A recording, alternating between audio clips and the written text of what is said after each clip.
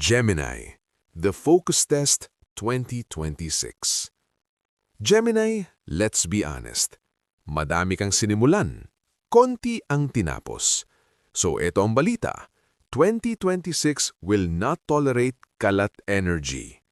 This is your year of mental discipline.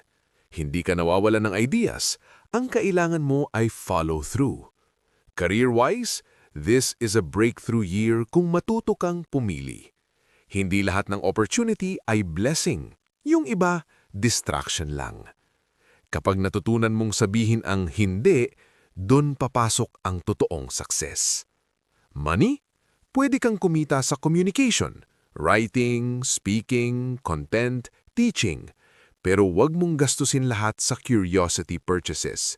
Hindi lahat ng interesting ay kailangang bilhin. Love life? Ay, Gemini. 2026 challenges your honesty. Hindi ka pwedeng charming lang. Kailangan totoo.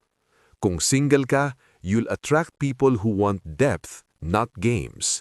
Kung taken ka, communication improves kapag tumigil ka sa pag-iiwas sa seryosong usapan. Emotionally, this year teaches you to slow down your mind.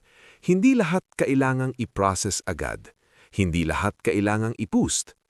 Health-wise, inat sa anxiety at lack of rest. Sleep is not laziness, it's maintenance.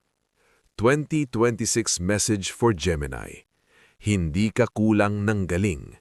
Kulang ka lang sa focus. Follow kung gusto mo pa ng daily forecast.